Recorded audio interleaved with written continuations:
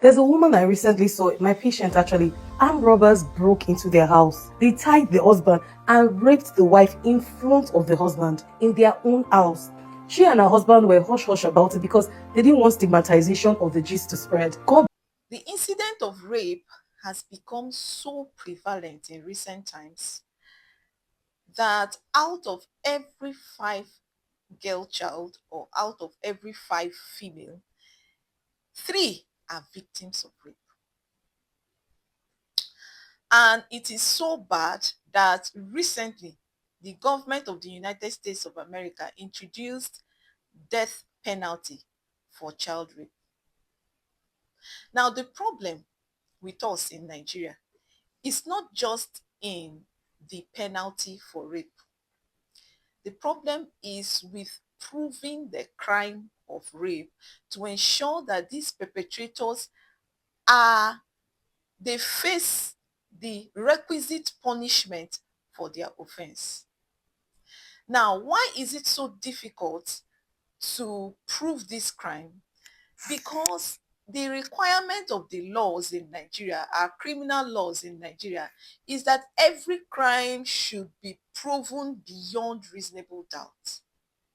This means that when there is an iota of doubt, the accused person is discharged and acquitted. Now, most times, because of the trauma the victims of rape face, most times out of shame, number one, they will want to keep it private.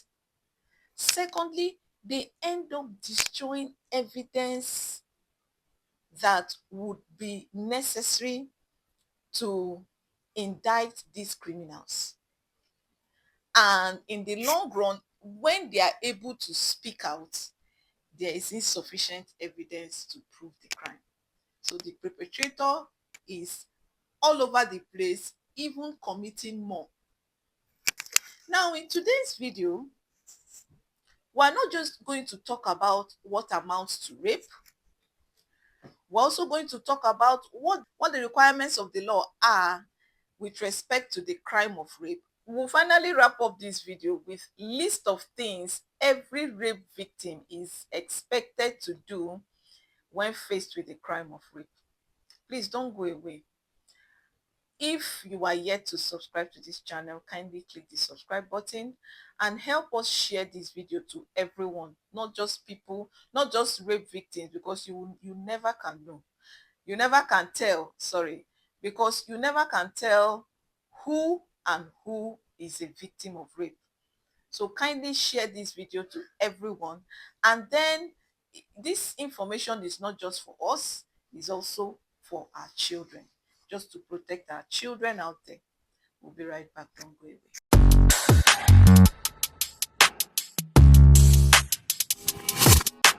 Now, a very short definition for rape is non-consensual sex. When a party has sex with another without the person's consent, that amounts to rape. So before now, the crime of rape was said to be complete upon penetration, which indicated that the crime is only committed against women.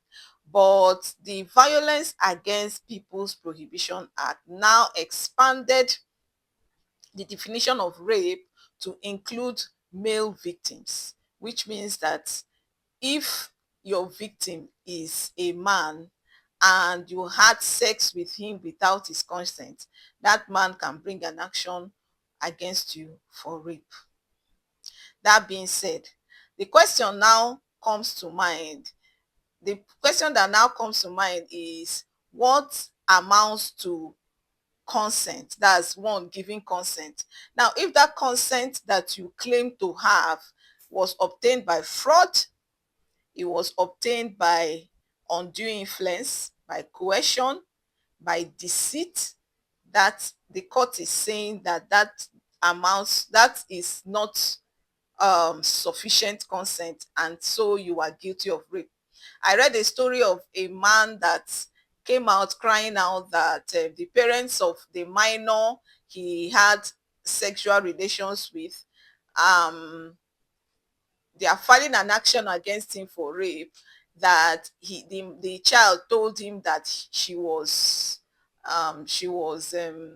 I think 20 years or so, and then it turned out that that child was 16 years at the time, that he did not know. He was innocent. He promised her, and the child now said he promised her a lot of things, and she now gave consent. That consent is fraudulent, and of course the man is guilty of rape. For every crime of rape, the prosecution has to prove penetration or sex and lack of consent, and then the identity of the offender.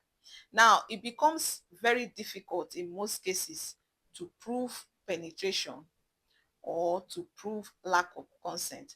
And that is why most times the prosecution of the crime of rape fails in most cases, because it is difficult to prove lack of consent or penetration.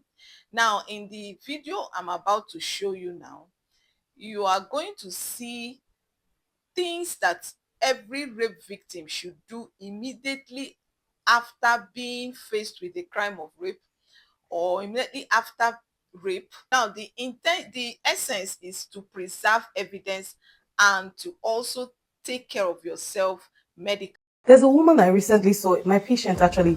Armed robbers broke into their house. They tied the husband and raped the wife in front of the husband in their own house.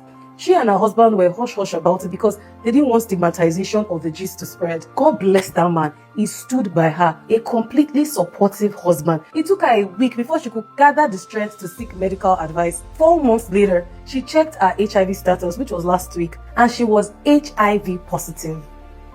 That is why I'm speaking. We don't pray for sexual assault. But do you know what to do if you are or someone in your life is sexually assaulted? First of all, if sexual assault happens, do not shower. I know your first instinct is to take a shower and to scrub until you burn off every memory of that traumatizing event.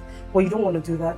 If possible, don't take a bath, don't douche, don't brush your teeth, don't wash your clothes until you reach the hospital. Not that you owe anybody evidence, but evidence gives you option for proper investigation to take place. Even if you have already had your bath, please still go to the hospital. Semen, saliva, skin cell, blood, these things are microscopic. Bathing, brushing, douching, or washing your clothes can destroy DNA evidence. Even combing your hair can remove foreign material. If you have changed your clothes already, keep the clothes that you wore during that assault inside a paper bag, not a nylon bag, because heat can damage evidence. Go to the hospital immediately. Even if you feel fine, even if you're in shock, even if you're not ready to report, please still go to the hospital. Within 72 hours, we can start HIV post-exposure prophylaxis (PEP) to reduce the chances of having HIV. We can prevent certain STIs. Also, emergency contraceptive can also be given to prevent pregnancy. Injuries can be documented for future investigation. And of course, if you choose, they can also collect forensic evidence. After 72 hours, HIV prevention effectiveness drops, evidence degrades, and so preventive options can no longer work. And it's not just HIV or pregnancy that we're worried about. We're worried about hepatitis B, gonorrhea, chlamydia, syphilis, anxiety, PTSD, depression. HIV post-exposure prophylaxis after sexual assault can actually save your life, and is most effective if taken within 72 hours of the exposure and is taken every day for 28 days. And in the case of sexual assault, I would also advise that you write everything down as soon as possible, because trauma tends to affect your memory. So write down the time, location, description, save all messages as soon as possible on your phone, and screenshot threads before they start deleting, and keep all of that evidence in a safe place. And of course, get psychological support. Talk to a trusted person. You might have nightmares, flashback, panic attacks. You might even feel numb. These are trauma. I hope you found this video helpful. Thank you very much for having me, and enjoy the rest of your day.